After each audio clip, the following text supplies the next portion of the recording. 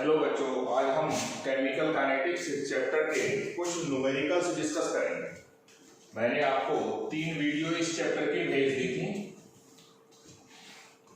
Notes भेज दिए हैं। आज आप नोट कर लेना, डेरिवेशन ड्राइव कर लेना रफ कॉपी पे। न्यूमेरिकल करना हम लोग आज स्टार्ट करेंगे। जो भी असाइनमेंट आपको दिया है उसका एक प्रिंट निकाल लिया करो आप, तो ज्यादा बेटर है। Question number 45। अगर हम क्वेश्चन नंबर 45 की बात करें तो इसमें एक रिएक्शन दे रखी है और 3 एक्सपेरिमेंट की रीडिंग दे रखी है। रेट लॉ पूछा है, ऑर्डर पूछे या रेट लॉ पूछे, बात एक ही है। जब रेट लॉ निकल के आएगा तो हमारा ऑर्डर भी पता लग जाएगा। ये जो रिएक्शन दे रखी है 2A + B2, सबसे पहले आप सेंटेंस लिखोगे लेट रेट लॉ इज। हमने रेट लॉ इसका एज्यूम कर लिया, रेट इक्वल टू के। एक रिएक्टेंट A है, उससे पहले जो कोफिशिएंट 2 लगा है उससे कोई मतलब नहीं है, इसकी पावर स्मॉल a। दूसरा रिएक्टेंट है B2, इसकी पावर स्मॉल b। हमारा जो पर्पज है स्मॉल a और स्मॉल b की वैल्यू निकालना है, कुछ भी हो सकती है वैल्यू। अब इस टेबल में आप आएंगे, 4th कॉलम में दे रखा है इनिशियल रेट। जिसको इनिशियल रेट लिखा होता है वही रेट होती है। 3 इक्वेशन बनेंगी। पहले केस में रेट की वैल्यू है 1.6 × 10⁻⁴ के।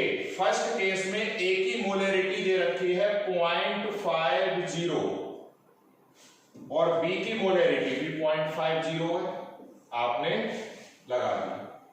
सेकेंड एक्सपेरिमेंट में रेट की वैल्यू है 3.2 × 10⁻⁴ इक्वल टू के। इस एक्सपेरिमेंट में A की मोलरिटी सेम है, B की मोलरिटी 1 होगी। थर्ड एक्सपेरिमेंट में 3.2 × 10⁻⁴। यहां पर अब A की मोलरिटी 1 है और B की मोलरिटी भी 1 है। ये हमारी 3 इक्वेशन बन गई। क्लियर? अब हम क्या करेंगे, एक बार उन 2 इक्वेशंस को डिवाइड करेंगे जिसमें A वाली टर्म कैंसिल हो रही हो, जैसे कि यहाँ पे कैंसिल हो रही है। एक बार उन इक्वेशंस को डिवाइड करोगे जिसमें B वाली टर्म कैंसिल हो रही है। अब या तो 1/2 कर दो या 2/1 कर दो, बात एक ही है। हमने पहले किया, इक्वेशन 1 को डिवाइड करा इक्वेशन 2 से। जब ये डिवाइड करोगे, मैं डायरेक्ट कर रहा हूं, तो ये वैल्यू आएगी लेफ्ट में 1/2। कैसे के कैंसिल, ये कैंसिल, ये बचेगा 0.5/1 यानी 1/2 और पूरे की पावर b। ऊपर वाले की पावर भी b है और नीचे वाले की भी पावर, ये भी 1/2 है। इसको ऐसे लिख सकते हो, 1/2 से 1/2 गया, b की वैल्यू कितनी आ गई 1। अब इक्वेशन 2 डिवाइडेड बाई 3 कर दो, ये कितना हो गया 1, ये कट हो गया, ये हो गया 1/2। ऐसे केसेस में इसको आप लिख सकते हो 1/2 की पावर 0, क्योंकि जब किसी की भी पावर 0 होती है वो वैल्यू 1 आती है। राइट हैंड साइड में है 1/2 की पावर a। सपोज कर लो अगर यहां पे आ जाता 1 = 1/3 की पावर a, तो इस 1 को हम लिखते 1/3। कंपेयर कर दो, a = कितना हो गया 0, तो हमारा रेट लॉ हो गया रेट इक्वल टू के। यहां पे वैल्यू पुट करोगे, a की पावर 0, b 2 की power 1। This is the rate law of this equation. Answer आप चेक कर लीजिए, आंसर हमारा सही आया। अगर वो पूछते इस रिएक्शन का ऑर्डर कितना है, तब आप कहते इसका ऑर्डर 1 है। वो कहते order with respect to a कितना है, तो आंसर होता 0। वो कहते order with respect to B2, तो कहते 1। अब मान लो यहीं पर एक क्वेश्चन और होता आगे जाके है, find the value of rate constant. अगर वो ये कहते कि रेट कांस्टेंट की वैल्यू निकालो आप, तो आप A और B, स्मॉल a और स्मॉल b की वैल्यू इन 3 में से किसी एक इक्वेशन में पुट कर देते। मैं पुट करके दिखा रहा हूं। मान लो हमने फर्स्ट इक्वेशन में वैल्यू पुट करी 0.5 की पावर 0 0.50 की पावर 1, ये तो 1 हो गया, 1.6 इक्वल टू ये k और ये हो जाता 0.50 की पावर 1, तो k इक्वल टू 1.6 अपॉन 0.5 और 10 टू दी पावर -4, पॉइंट से पॉइंट गया, ये वैल्यू होती 3.2। This is the value of break constant और इसका यूनिट देखो, ऑर्डर कितना है 1, यानी फर्स्ट ऑर्डर रिएक्शन है। फर्स्ट ऑर्डर रिएक्शन का यूनिट होता है टाइम इनवर्स, यूनिट्स हमने डिस्कस करे थे। टाइम इनवर्स, इस इक्वेशन में टाइम गिवन है ही नहीं तो हम टाइम इनवर्स लिख देते। अगर टाइम गिवन होता मिनट में तो हम लिख देते मिनट इनवर्स, सेकंड में होता तो सेकंड इनवर्स। ये हमने क्वेश्चन डिस्कस करा 45। जितने भी टेबल वाले क्वेश्चन हैं, टेबल वाले क्वेश्चन हैं आपके 51 तक, ये सारे क्वेश्चंस आपको करने हैं। मैं एक क्वेश्चन और डिस्कस कर रहा हूं, question number 47th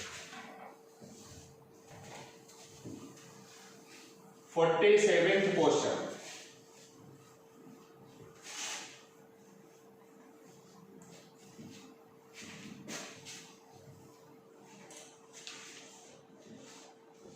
equation given है, आप एज्यूम कर लो, लेट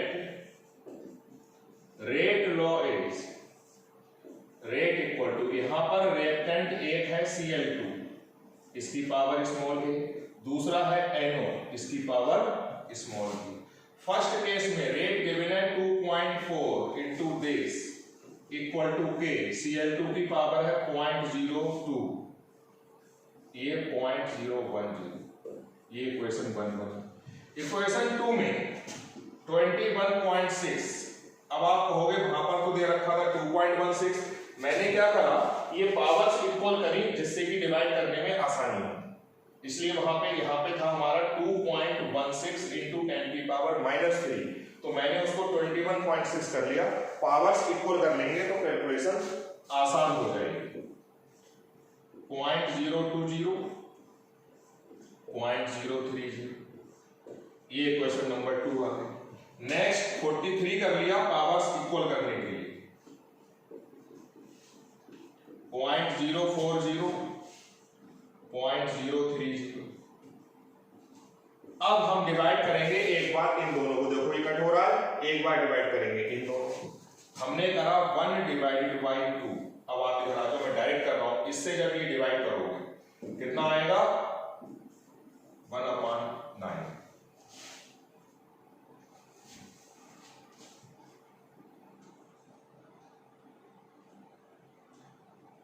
आएगा।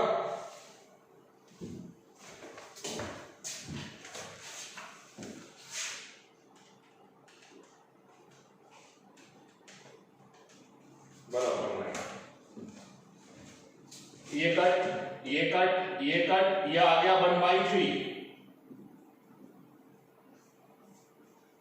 इसको लिख लोगे 1/3 का स्क्वायर, b की वैल्यू आ गई 2। अब equation 2 divided by equation 3, this upon this, ये 1/2 आ जाएगा, ये कट, ये भी 1/2 आ जाएगा कैलकुलेट होके, a की वैल्यू आ गई 1, तो जो हमारा रेट लॉ आ गया, rate equal to K, Cl2 की पावर a यानी 1, NO की power 2, this is hour rate law. Order पूछा जाएगा तो 3, ऑर्डर क्लोरीन के रेस्पेक्ट में 1, NO के रेस्पेक्ट में 2। इसके अलावा इसमें पूछी गई है determine order with respect to rate law, rate law भी हमने लिख दिया, रेट कांस्टेंट, रेट कांस्टेंट की वैल्यू निकालेंगे तो a और b की वैल्यू किसी एक इक्वेशन में पुट कर दो। मान लो हमने इक्वेशन 1 में पुट करी, आप लिखेंगे 2.40 इंटू 10 टू दी पावर -4, इसको सिंपलिसिटी के लिए मैं लिख दे रहा हूं 2 इंटू 10 की पावर -2, इसको लिख लेंगे 10 की पावर -2, 2 है पावर, 10 की पावर में लिख के क्वेश्चन आसान हो जाता है। तो k की वैल्यू हो जाएगी 2.40 इंटू 10 की power -4 divide by 2 into 10 to the power -4, ये कट 1.2। आंसर आप चेक करो, के का जो वैल्यू है,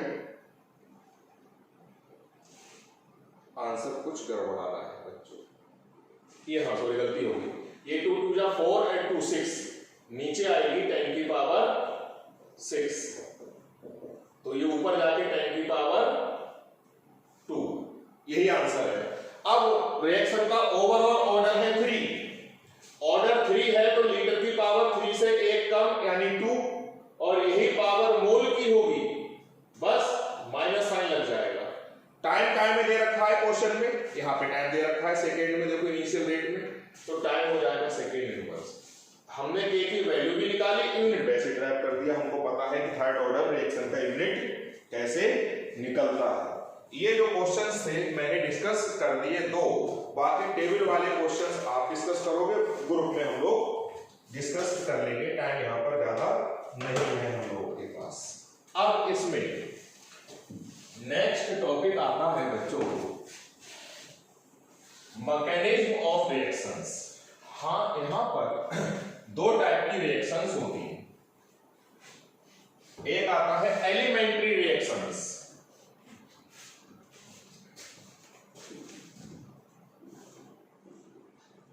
एलिमेंट्री रिएक्शंस, और कुछ होती हैं complex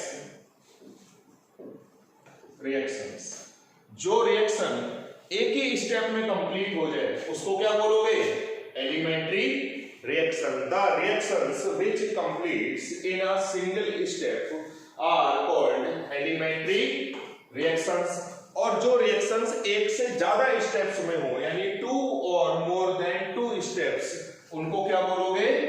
complex reactions. The reactions which completes in more than 1 steps are called complex reactions. more than 1 step में 2 भी हो सकते हैं, 3 4 5 6 कितने भी हो सकते हैं। अब मान लो कोई कॉम्प्लेक्स रिएक्शन है 2 स्टेप्स में कंप्लीट हो रही, एक है स्टेप 1, बहुत ध्यान से समझना, और एक है स्टेप 2। ये जो स्टेप है फर्स्ट वाला ये स्लो है और ये वाला स्टेप क्या है? फास्ट। अब इस रिएक्शन की जो रेट है, रेट बोले तो स्पीड, वो बताएगा स्टेप 1। कैसे? मान लो मैं 1 घंटे में 20 न्यूमेरिकल आपको एक्सप्लेन कर सकता हूं। सपोज कर लो मैं 1 आवर में 20 न्यूमेरिकल आपको डिस्कस कर सकता हूं, लेकिन आप लोग 1 घंटे में, फर्स्ट स्टेप ये हो गया हमारा मेरा पढ़ाना, सेकेंड स्टेप हो गया आपका पढ़ना, आप 1 घंटे में पढ़ सकते हो सिर्फ 15 न्यूमेरिकल। आपकी स्पीड इतनी है कि इतने ही नोट कर पाओगे। अब हमारे क्लास में एक दिन में कितने न्यूमेरिकल होंगे? 15। क्यों? क्योंकि मैं पढ़ा तो फास्ट रहा हूं लेकिन आप पढ़ रहे हो स्लो। तो जो स्लो स्टेप है यानी इसका स्टेप 2 रेट बताएगा। हम कहेंगे हमारी क्लास में 1 घंटे में न्यूमेरिकल्स हुए 50। इसका रिवर्स सोच लो, मैं 1 घंटे में पढ़ा सकता हूं आपको 20 न्यूमेरिकल और आप 1 घंटे में पढ़ सकते हो 35 न्यूमेरिकल्स। अब हमारे क्लास में एक दिन में कितने न्यूमेरिकल होंगे? अब एक दिन में 20 न्यूमेरिकल होंगे। कई बार ऐसा होता है आप कोचिंग पढ़ने गए, आप तो पढ़ सकते हो 5 पेज, मगर टीचर बातें करता रहा, दूसरों की बुराइयां करते रहा, उसने 3 पेज पढ़ा, तो आपका रेट तो एक दिन का 3 पेज का निकला, जबकि आप कितने पेज पढ़ सकते थे? 5 पेज। जनरली होता ही ऐसा है। कुछ कोचिंग वाले हैं बड़े बड़े बोर्ड लगा लेंगे, 5 मिनट 10 मिनट लेट आएंगे, फिर 10 मिनट जगह से अपनी बुराई करेंगे, फिर 10 मिनट वो अपनी तारीफ भी करेंगे, 100 में 100, उसके बाद 15 मिनट पढ़ाएंगे। तो आपकी ओवरऑल रेट कम हो गई पढ़ने की, क्योंकि उस टीचर ने आपको 15 मिनट पढ़ाया जबकि आप पढ़ने आए थे 50 मिनट। कहने का मतलब मेरा ये है कि जो स्टेप स्लो होगा वो रिएक्शन की रेट बताएगा।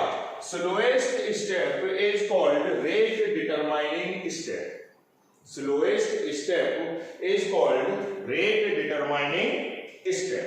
क्लियर हो गई ये वाली बात? चलो अब कोई कॉम्प्लेक्स रिएक्शन का हमने एग्जाम्पल लिया। कॉम्प्लेक्स का मतलब जो एक से ज्यादा स्टेप में होगी। मान लो हमने एग्जाम्पल लिया N2O5, एक ये कोई रिएक्शन है, ये रिएक्शन इस टाइप से हो रही है, ये कोई रिएक्शन है, इस रिएक्शन की मॉलिक्युलरिटी है 2। मॉलिक्युलरिटी क्या होती है? Number of reactants molecules taking part in a reaction are called molecularity. इस रिएक्शन की मॉलिक्युलरिटी 2 है क्योंकि इसमें रिएक्टेंट के 2 मॉलिक्यूल्स पार्टिसिपेट कर रहे हैं। Molecularity is a theoretical concept. Reaction देखते ही आप बता दोगे कि उसकी मॉलिक्युलरिटी कितनी है। अब जब इसका ऑर्डर निकालोगे, ऑर्डर निकालने के लिए आपको रेट लॉ निकालना पड़ेगा और rate law is an experimental concept. उसके लिए अब हम इसका प्रैक्टिकल करा तो हमको पता लगा स्टेप 1, ये स्टेप 1 भी आपको क्वेश्चन में गिवन होगा। स्टेप 1 ये है, ये स्टेप स्लो है, ये हमको स्टडी से पता लगा होगा। स्टेप 2 ये था और ये स्टेप था फास्ट। इन दोनों स्टेप्स को अगर हम ऐड करते हैं तो वही ओवरऑल रिएक्शन हमको मिल जानी चाहिए। अब जब हम इसको ऐड करेंगे तो NO3 से NO3 गया, यहां पर ये जो NO3 है ये इंटरमीडिएट है, जिस रेट से बना उसी रेट से कंज्यूम हो गया, इसलिए ये इसमें अपीयर नहीं होगा।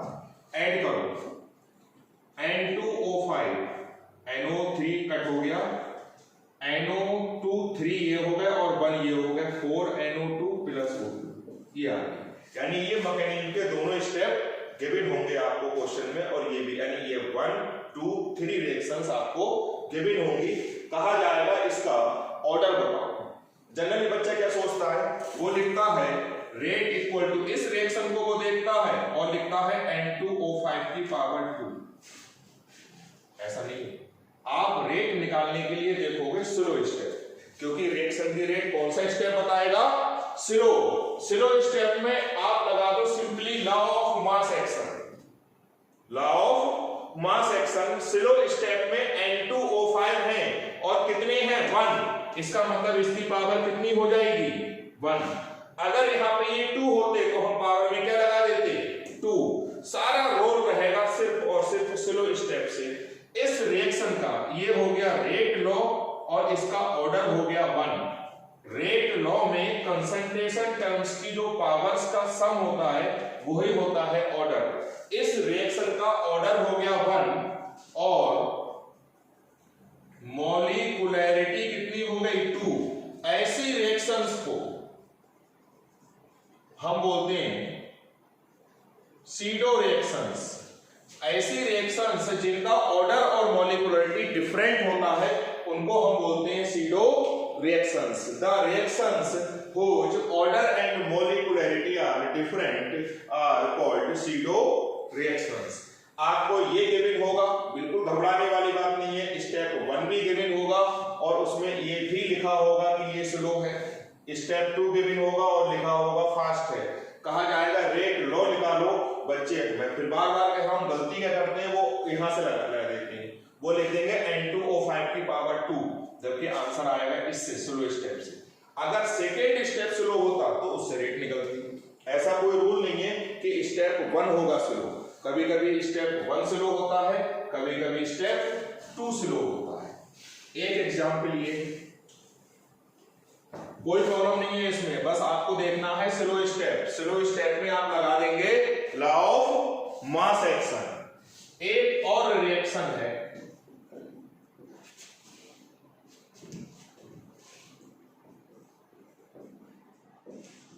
ये एक रिएक्शन है, ये मैंने सेकेंड एग्जांपल लिया। इस रिएक्शन की मॉलिक्युलरिटी 3, क्योंकि इसमें रिएक्टेंट्स के 3 मॉलिक्यूल्स पार्टिसिपेट कर रहे हैं, 2 NO2 और एक F2। इसकी जब हमने मैकेनिज्म की स्टडी करी तो स्टेप 1 ये आया। ये भी आपको गिवन होगा, कुछ भी रटने की जरूरत नहीं है, ये स्लो हो गया। सेकेंड स्टेप ये इंटरमीडिएट है F, क्योंकि F यहां पर कहीं पर भी अपीयर तो बना, उसको हमने यहां पर कंज्यूम कर लिया। ये स्टेप गिवन है फास्ट। इसको ऐड करके एक बार चेक कर दो, आपको गिवन तो सिर्फ इतना होगा, F से F cut, 2 times of NO2 + plus F2 equal to 2NO2F। अब हम जब इसका रेट लॉ लिखेंगे तो हम ये नहीं देखेंगे ओवरऑल रिएक्शन, हम देखेंगे स्लो स्टेप। स्लो स्टेप में आप लगाओगे law of mass action. Slow step में NO2 एक है, F2 भी एक है, तो इस रिएक्शन का ऑर्डर हो गया 1 और मॉलिक्युलरिटी ओवरऑल रिएक्शन से निकलती है, मॉलिक्युलरिटी हो गई 3। It is also a pseudo reaction क्योंकि इसकी मॉलिक्युलरिटी और ऑर्डर डिफरेंट है, सॉरी इसका ऑर्डर है 2, 1 + 1 2, मॉलिक्युलरिटी है 3। ये भी एक सीडो रिएक्शन है क्योंकि इसका ऑर्डर अलग है और मॉलिक्युलरिटी भी अलग है। ऐसे बाकी 6-7 एग्जाम्पल में और आपको नोट्स में भेज दूंगा, आप अपने आप समझ जाओगे। ध्यान रखना है कि रेट लॉ हमको निकालना है हमेशा स्टेप जो स्लो होता है और मॉलिक्युलरिटी ओवरऑल रिएक्शन से निकालनी है। जो मैकेनिज्म के स्टेप्स दे रखे हैं अगर 3 होते तो सारे स्टेप्स को अगर आप